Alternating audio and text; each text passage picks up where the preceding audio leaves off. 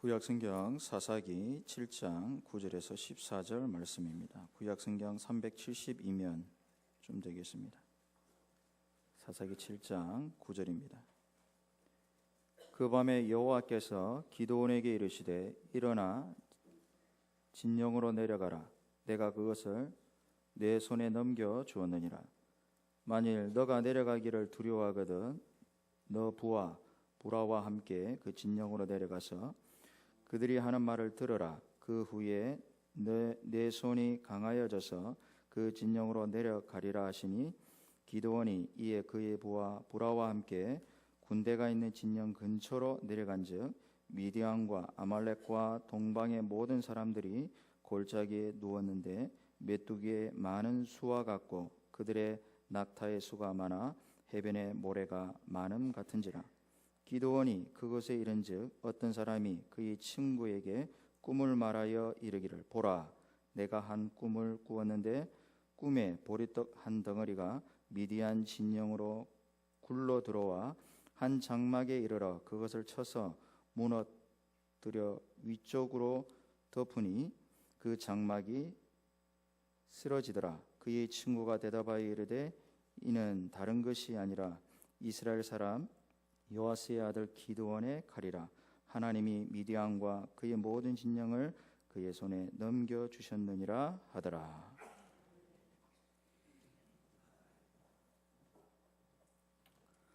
우리 마선제일교회 모든 성도님께서 건강하시기를 진심으로 기원합니다. 또 하나님께서 여러분들의 가정에 많은 복으로 은혜로 채워주셔서 여러분들이 믿음의 명문 가정을 이루시고 하나님께서 약속하신 모든 복을 누리시는 그러한 복된 가정 되시기를 주님의 이름으로 축복합니다.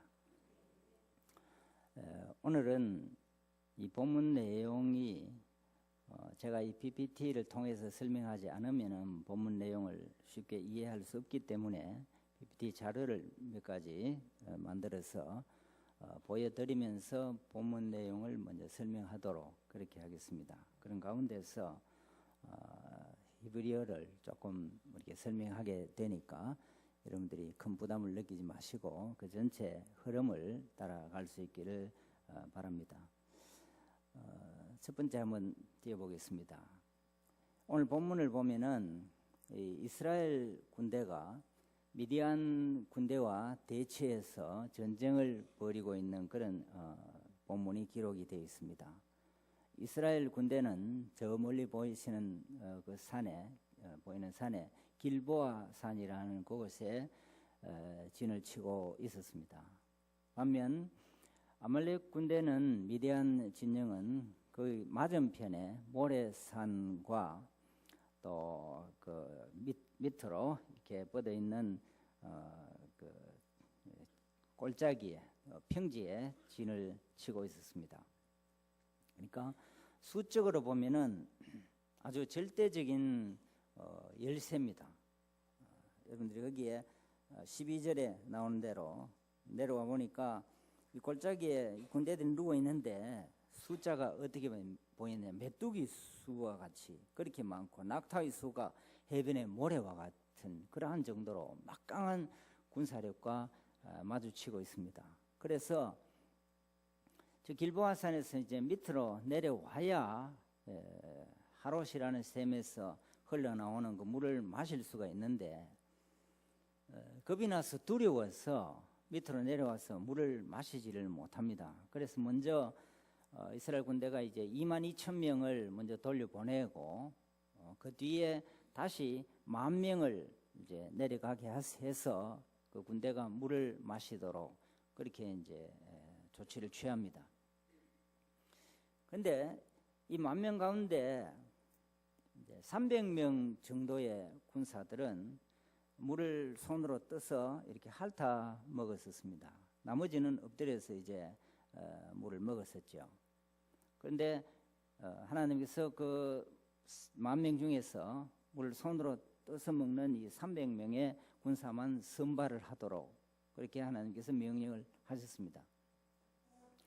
근데 우리가 이제 이 기드온 300명의 군사를 일반적으로 생각하면서 이 기도원 300용사 군사들이 참 용맹한 사람들이다. 예, 그렇게 생각들을 많이 합니다.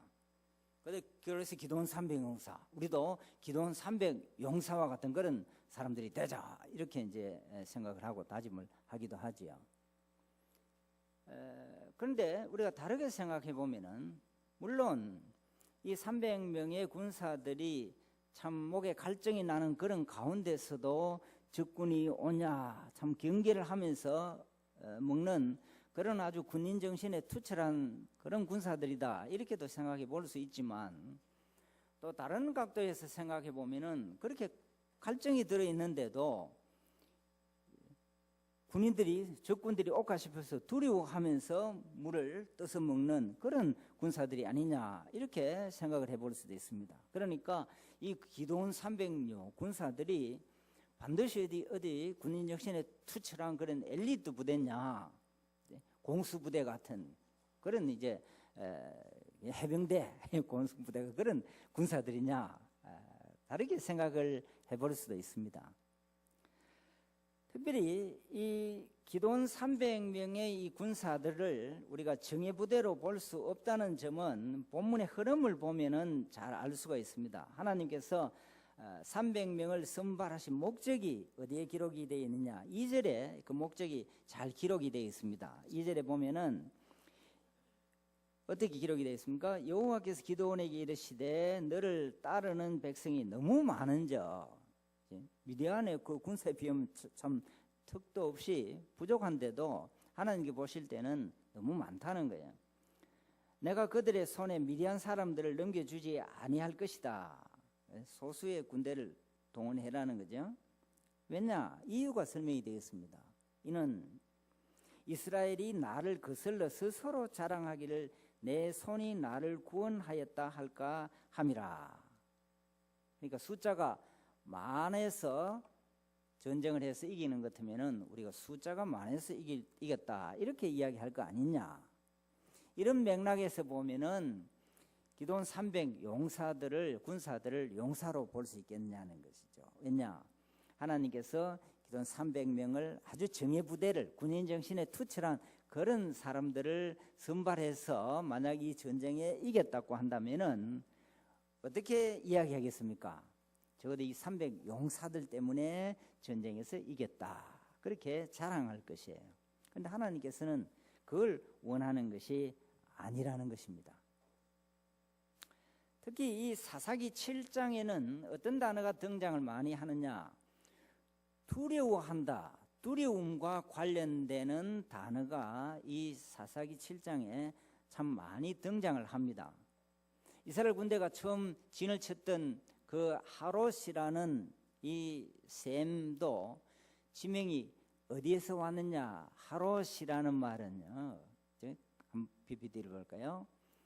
하라드라는 히브리어, 그 뜻이 두려워하다는 뜻입니다.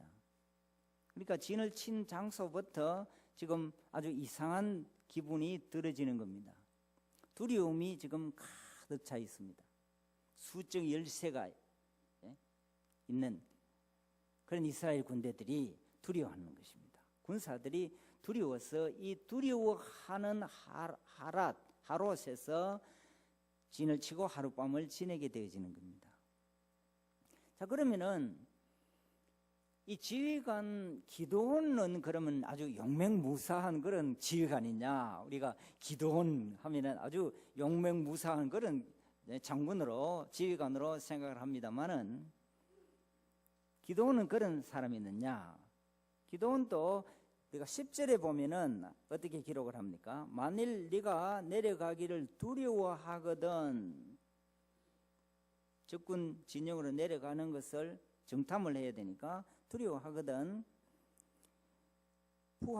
내 부하 부라와 함께 그 진영으로 내려가라 이렇게 이야기를 하니까 기도원이 어떻게 했습니까? 그 뒤에 11절을 보니까 그들이 하는 말을 들으라, 그 후에 내 손이 강하여서 이제 내려가라 하니까 11절 하반절을 보면 기도원이 이에 그의 부하 부라와 함께 군대가 있는 진영 근처로 내려간즉, 이거 두렵거든, 보라 데리고 내려가라 하니까 자기가 안 들은 용맹한 그런 기도원 같으면 하나님 무슨 이야기 하십니까? 제가 이게 얼마나 지금 훈련을 받은 내가 적어도 기도원인데 내 이름도 있는데 뒤에 말씀을 드리겠습니다만은 부하 그 불화 안 데리고 갑니다. 혼자 가도 됩니다. 이렇게 얘기할 건데 부하 불화를 데리고 가는 그 말은 앞에 구절과 연결시켜 보면은 기도원 역시 지휘관 역시 두려워 떨었다는 말입니다. 이처럼 이 상황은 대적을 앞두고 적군을 앞에 두고 지휘관도 떨고 군사들도 모두 두려워 떨었던 그런 상황입니다. 자, 그런데 본문을 우리가 13절부터 읽어보면은 아주 어떤 반전이 일어나게 되어집니다. 기드온이 그곳에 이른적 어떤 사람이 미디안 진영에서 일어나고 있는 어떤 이야기를 정탐으로 와서 듣게 되는 거예요. 친구에게 꿈을 말하여 이르기를 미디안 진영에 어떤 사람이 이야기하는 겁니다. 보라, 내가 한 꿈을 꾸었는데 꿈에 보리떡 한 덩어리가 미디안 진영으로 우리 진영으로 굴러 들어와서 한 장막에 이르러 그것을 쳐서 무너뜨려 위쪽으로 엎으니 그 장막이 쓰러지더라.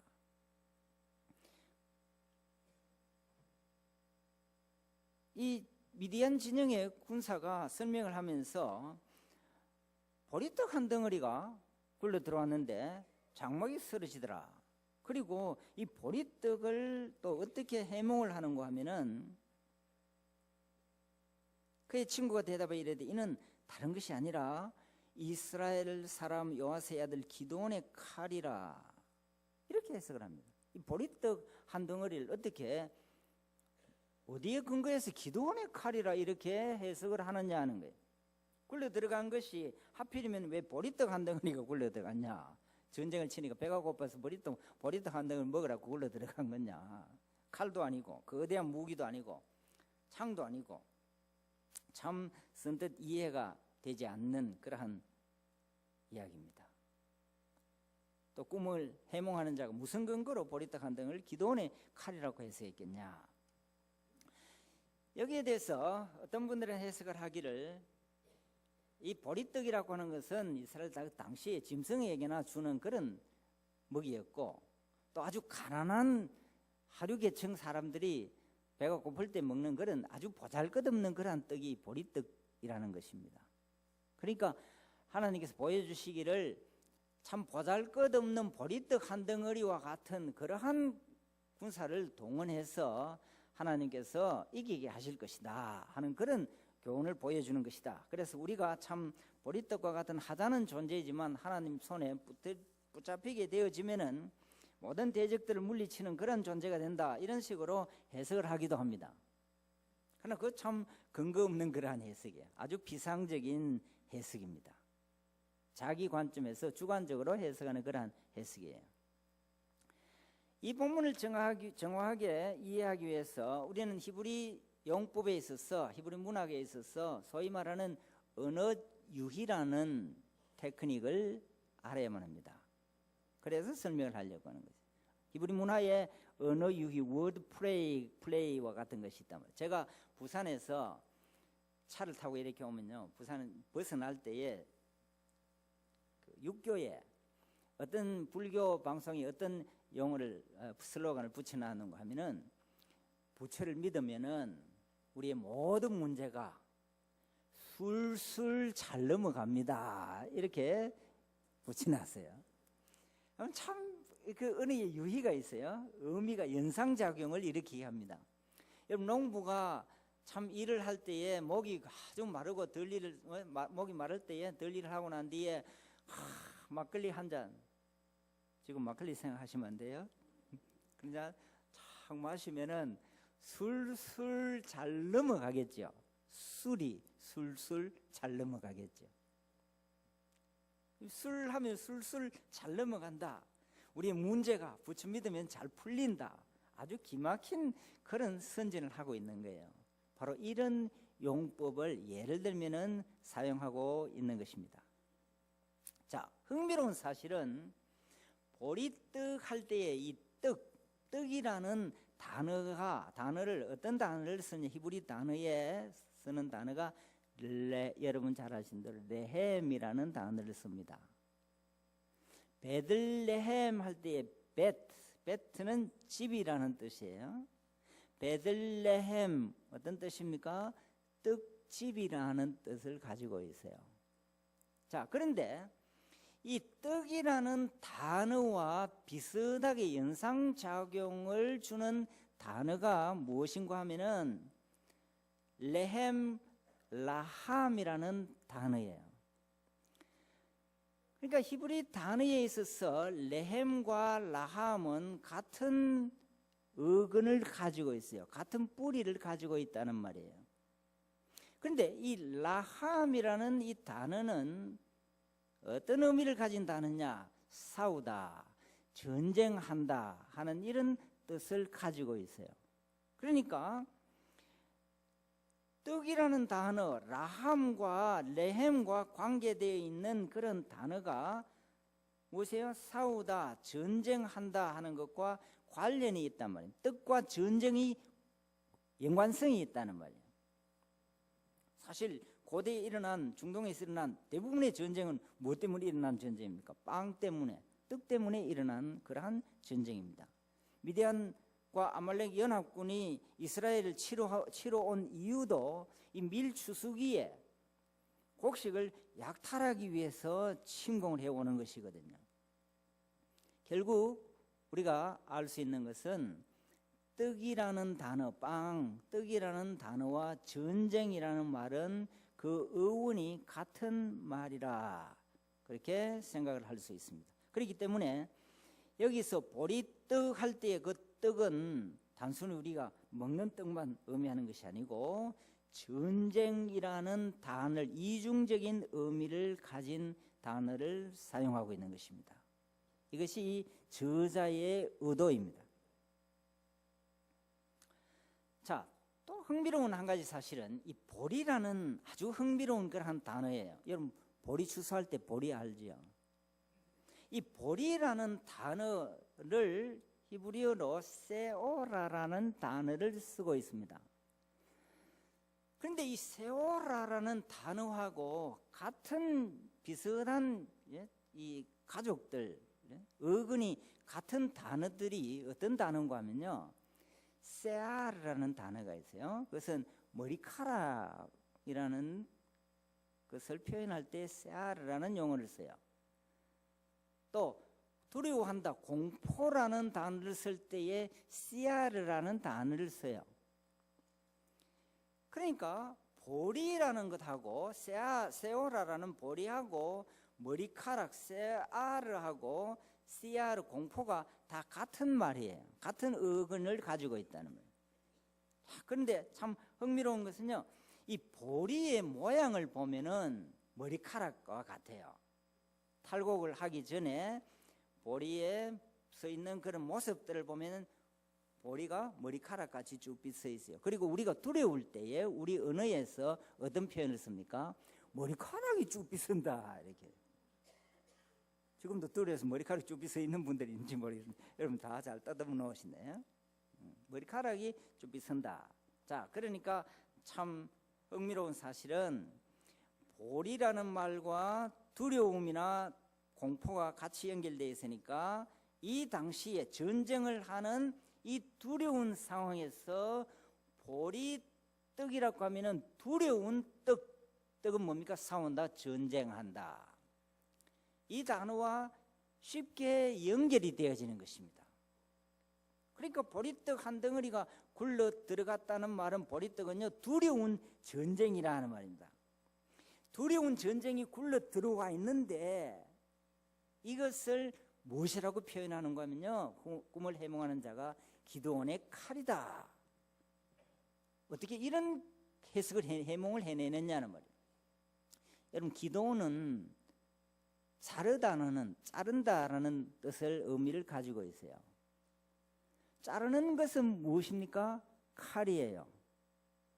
우리가 원숭이 뭐다 바나나다 바나나 뭐 이렇게 해서 자르는 것은 뭐냐, 칼이다. 자르는 것은 칼, 이렇게 할 수 있겠죠. 자르는 건 칼이에요. 그러니까 보리떡, 두려운 전쟁 보리떡 잘라 파괴시킨다. 자, 그런데 이 본문을 우리말로 읽으면은 보리와 두려움이 공포가 아무런 관계가 없어 보입니다. 그러니까 보리떡이라고 할 때 하자는 떡 이렇게 해서 해석을 해내는 것이죠. 그러나 히브리어로 본문을 읽으면은 보리와 두려움 사이에 깊은 관계가 있는 문장으로 너무나 선명하게 다가오는 것입니다. 히브리 독자들에게는. 우리말에는 보리라는 말과 두려움 혹은 공포라는 사이에 전혀 발음의 유사성도 없고 의미의 유사성도 없습니다. 그러나 히브리어에서는 발음이 비슷할 뿐만 아니라 두 단어의 어근이 같기 때문에 더욱 보리와 두려움을 서로 연관지어서 생각할 수 있는 것입니다. 그러니까 두려움을 주는 전쟁이라는 말이에요. 실제로 사사기 7장에는 두려움이라는 말이 처음부터 1절에서부터 나오면서 두려움이라는 단어가 많이 사용되고 있는 것입니다. 자, 그런데 15절에 보면은 기도원이 그 꿈과 해몽하는 말을 듣고 경배하며, 기도원이 들었어요. 꿈과 그 해몽하는 말을 들었습니다. 미디안 군대가, 미디안 병사가. 그런데 이 해몽이라는 이 단어를 쓸 때는 다른 모든 곳에서는 이 해몽이라는 단어를, 어떤 단어를 가져왔냐? 비타론이라는 단어를 가져오는데 유독 이 본문에서는 쉐벨이라는 단어를 쓰고 있어요. 이 쉐벨이라는 단어는 어떤 의미를 가지냐? 파괴라는 뜻을 가지고 있는 단어입니다.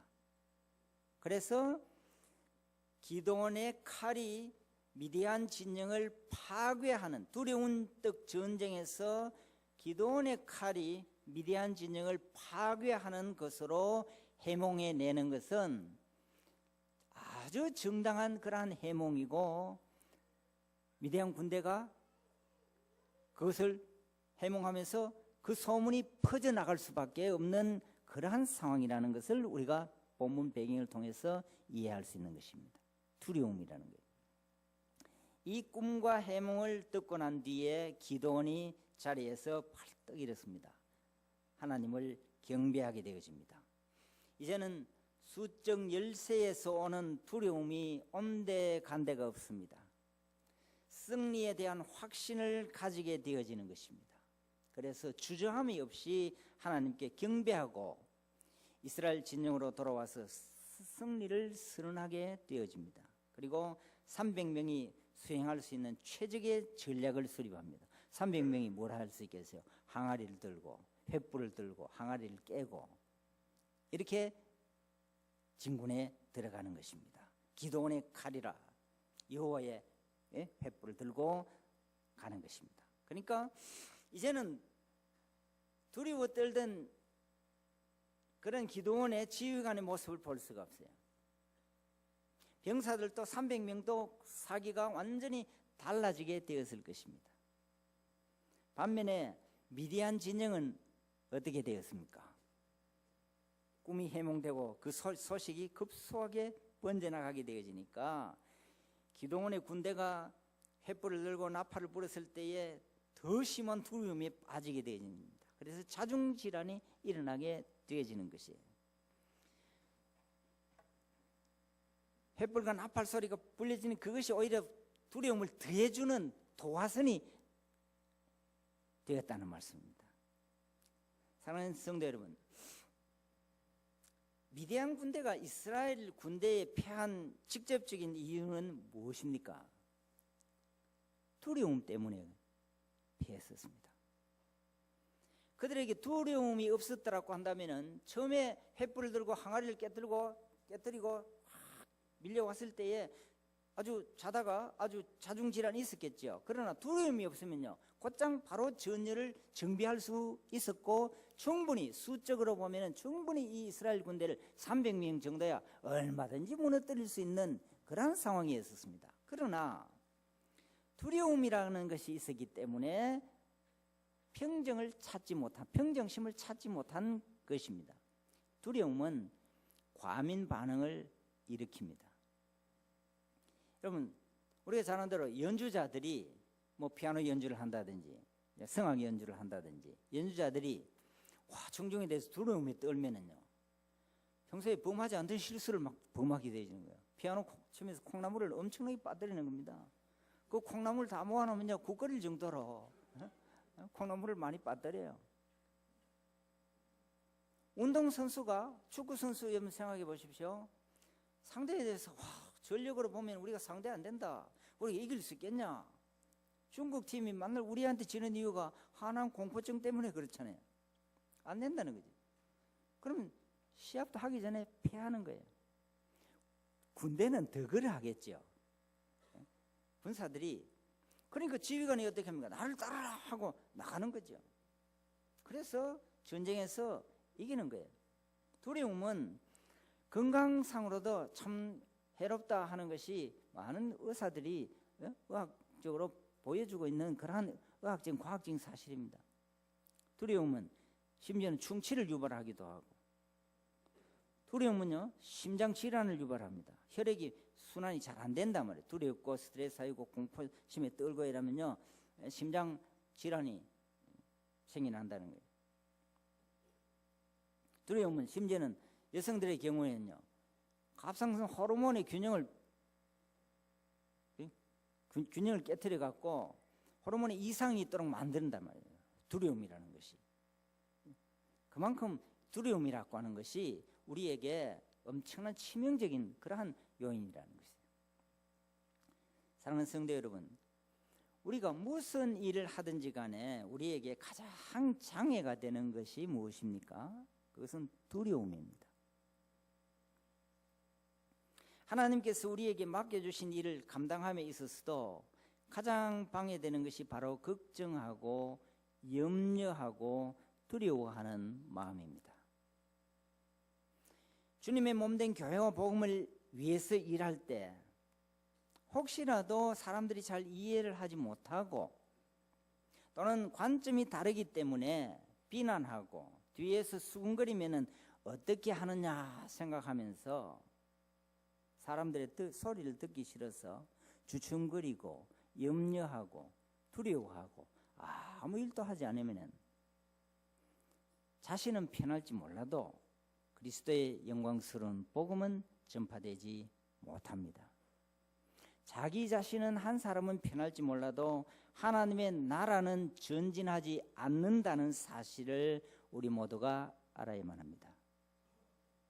그래서 하나님은 위기의 순간에 언제나 자신의 신실한 종들에게 무엇이라고 말씀하시는지 아십니까? 강하고 담대하라. 두려워하지 말라. 그들 앞에서 떨지 말라. 이는 내 하나님 여호와. 용법에서 강조하는 용법이 나타나고 있습니다. 내 하나님 여호와. 다른 때는 야훼 하나님 이런 용어들을 쓰는데 이때는 네 하나님, 이 하나님은 너의 하나님이라는 거예요. 내 하나님 여호와, 그가 다시 강조합니다. 너와 함께 가시며, 다시 강조 용법입니다. 결코 너를 떠나지 아니하시며 버리지 아니할 것입니다. 다시 강조 용법이 나타납니다. 내가 너와 함께 하리라. 이렇게 하나님은 말씀하시는 것입니다. 두려운 마음은 일을 시작해 보기도 전에 우리를 실패로 이끌어 갑니다. 여러분, 예수님의 비유를 한번 살펴봅시다. 예수님의 비유를 보면은 악하고 게으른 종아하고 꾸짖는 장면이 비유를 통해서 나타나고 있습니다. 달란트 비유입니다. 누구에게 그런 이야기를 했었어요? 한 달란트 받은 종에게 악하고 게으른 종이라고 꾸짖습니다. 그런데 여러분, 여기서 말하는 악하고 게으른 종아 할 때 이 게으르다는 뜻이 무엇인지 압니까? 바로 두려워한다는 말입니다. 게으르다는 말은요, 전성적으로 일하기를 싫어하는, 그래서 가만히 그런 사람을 말하는 것이 아니에요. 악하고 두려워하는 사람. 그런데 이 단어가 신약에서 딱 3번만 등장하고 있는데 25장 26절에 이 달란트 비유에서 등장을 하고, 로마서 12장 11절에 등장하고, 빌립보서 3장 1절에 등장을 합니다. 로마서 12장 11절에 보면은 이 게으름이 바로 두려움과 관계되어 있다는 거예요. 부지런하여 12장 11절 부지런하여 게으르지 말고 열심을 품고 주를 섬기라. 이 말씀에서 여기에 게으르지 말고라는 말은 부지런하여 두려워하지 말고 열심을 품고 주를 섬기라. 이렇게 번역될 수 있는 그러한 단어입니다. 결국 한 달란트 받은 사람은 이 한 달란트를 땅에 묻어 두었는데 그 이유가 무엇입니까? 타고난 성격이 느긋하고 일을 하기 싫어서 한 달란트를 땅에 묻은 것이 아니고 두려움 때문에 이 한 달란트 받은 이것만저도 잃어버리면 어떻게 하겠냐 하는 이런 두려움 때문에 땅 속에 묻어두고 아무 일도 하지 못하는 것입니다. 두려워해서 아무 일도 하지 않으면요, 묻어두고 편안할지는 모르지만, 자기는 편안할지는 모르지만 이런 자들에 대해서 하나님께서 평가하시는 것은 어떤 평가입니까? 악한 종이라는 것입니다. 악하고 게으른 종아, 악하고 두려워하는 그런 종이라는 것입니다. 우리가 하나님으로부터 악한 종이라 평가받을 수 되겠습니까? 왜 악한 종입니까? 왜 악하다고 평가를 합니까? 왜 악하다고 책망을 합니까? 그것은 맡겨주신 한 달란트를 맡겨주신 주인에 대한 신뢰가 없기 때문에 그렇습니다. 주인을 신뢰하지 않는 종이 악한 종이라는 거예요. 주인을 신뢰하지 않으니까. 여러분, 하나님께서 우리에게 일을 맡겨주실 때는요, 내가 어떤 일을 할 수 있고 없고 하는 것을 내가 판단하는 것이 아니라 그 일을 판단하시는 분은 그 일을 맡겨주신 하나님이시라는 것입니다. 내가 이 일을 감당할 수 있겠냐 없겠냐 내가 판단하는 것이 아닙니다. 하나님께서 그 일을 맡겨주신다고 한다면 그 일을 감당할 수 있냐 없냐 하는 것은 하나님께서 판단하는 것이라 말입니다. 그렇기 때문에 여러분들이 직분을 받으실 때에 두렵고 떨림으로 우리가 그 직분을 받아야만 합니다마는 혹이라도 내가 장로로서 이 직분을 받아서 내가 할 수 있겠냐? 나는 경제력도 없고 나는 배운 것도 없고 나는 사회적으로도 이런 지위를 가진 사람도 아니고 이렇게 했는데 내가 어떻게 이 직분을 받을 수 있냐? 그것은 하나 맡겨주시는 주인에 대한 신뢰가 없다는 것입니다. 우리는 철저하게 어떤 마음을 가져야 되겠습니까? 하나님께서 나에게 이 중직을 주실 때는 내가 감당할 수 있냐 없냐를 내가 판단하는 것이 아니라 하나님께서 판단하신다. 그런 마음으로 하나님을 신뢰하는 마음으로 그 직분을 맡아서 충성할 때에 하나님께서 되게 해 주시는 것입니다. 우리 모두가 이런 직분자가 되어야 하는 것입니다. 그렇지 못하면은 직분을 두려워받지 않으려고 할 때 악하고 게으른 종이라는 것입니다. 악하고 게으른 종은요, 하나님의 축복을 받아 누리지를 못합니다. 그 가정이 절대로 형통하지 못합니다. 자손들이 제대로 된다고 생각을 해서는 안 되는 것입니다. 악하고 게으른 종에게 누가 하나님께서 복 주시겠습니까? 그 일을 맡겨주셨다고 한다면 가능하도록 능력을 주시는 분도 하나님이심을 믿어야만 합니다. 능력 주시는 하나님을 신뢰하지 못하면 설사 성공을 했다고 하더라도 하나님이 주시는 능력이 아니라 자신의 능력으로 내가 이 일을 했다 이렇게 착각을 하게 되기 때문에, 그렇게 되면요 실컷 죽으라고 고생 실컷 하고 봉사 실컷 하고 일 실컷 하고도 하나님의 복을 누리지 못하는 빈곤한 그리스도인이 된다는 것입니다. 기동과 그 군사 300명이 승리할 수 있었던 이유는 여러분 그들이 정의의 용사였기 때문에 승리한 것이 아닙니다. 그들의 숫자가 많았어도 아니고 그들이 용맹해서도 아니고 그들이 지혜로웠어도 승리한 것이 아닙니다. 오직 하나님께서 자신과 함께 하심을 믿고 두려움을 떨치고 전쟁에 나섰기 때문에 승리할 수 있었습니다. 할렐루야. 하나님을 찬양하라. 기도원이 어떻게 하나님이 자신과 함께 하신다는 사실을 어떻게 믿었습니까? 어떻게 두려움을 떨치고 전쟁에 나설 수 있었습니까? 위대한 전쟁에 와서 무엇을 들었습니까? 꿈과 해몽을 들었은 것입니다. 여러분, 이 꿈과 해몽이라고 하는 것은요, 계시가 완성되기 이전에 하나님께서 자신의 뜻을 보여주시는 한 방편이었습니다. 계시가 완성되고 난 이후에는 꿈과 해몽을 통해서 하나님께서 우리에게 일반적으로 그렇게 나타나신다 생각해서는 안 됩니다. 오늘 또 기도원에게 꿈과 해몽을 통해서 하나님의 뜻을 보여주신 하나님 아버지, 나에게도 꿈과 해몽을 보여주셔서 하나님의 뜻을 보여주십시오. 발걸음을 어디로 옮겨야 될지 보내주십시오. 아무리 기도해도 개꿈밖에 안 꿉니다. 그 꿈을 아무리 해석해도요, 하나님의 뜻을 거기서 찾을 수가 없습니다. 계시가 완성된 오늘날에 와서는요, 하나님께서 꿈과 해몽을 통해서 보여주신 그 하나님은 오늘은 말씀과 기도를 통해서 하나님의 뜻을 우리에게 보여주신다는 것입니다. 그렇기 때문에 우리는 말씀을 통해서 하나님의 뜻을 찾아야만 합니다. 하나님의 관심이 어디에 있느냐? 하나님께서 우리에게 원하시는 가장 중요한 뜻이 무엇이냐? 하나님께서 우리 교회를 통해서 원하시는 뜻이 무엇이냐? 다른 방법으로는 찾을 길이 없습니다. 말씀을 통해서.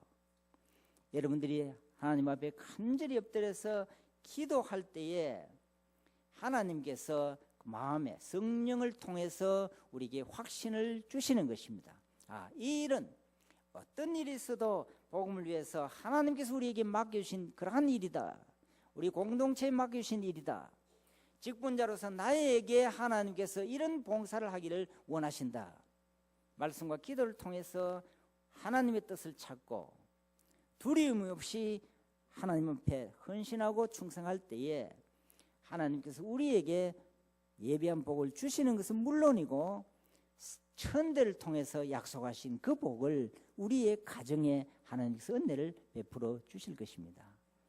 이 놀라운 복을 두려움 없이 주님의 일 잘 감당하고, 특별히 어려운 시점에서 여러분 기도 많이 하시면서 참 이 귀한 주님의 몸된 교회를 든든히 세워가겠다고 하는 그런 다짐과 헌신이 있을 때에 하나님께서 여러분에게 모든 것이 형통하게 만들어 주시고 인도해 주실 것입니다. 이 복을 누리시는 우리 마산지역의 모든 성도님과 자녀들 되시기를 진심으로, 정말 설교자로서 진심으로 소원합니다. 기도하시겠습니다. 하나님 아버지, 참 사단은 우리에게 두려운 마음을 갖도록 우리를 부추기고 여러 여건들을 그렇게 조성해 가고 있지만, 복음을 위해서 주의 몸된 영광스러운 교회를 위해서 하나님 주시는 담대함으로 두려워하지 아니하고 우리에게 맡겨주신 모든 일들 기쁨으로 잘 감당하게 도와주시옵소서. 그리할 때에 하나님 주시는 모든 복도 천대를 통해서 누리는 복된 우리와 우리의 자녀들이 다 되게 해 주시옵소서. 예수님의 이름으로 기도하옵나이다. 아멘.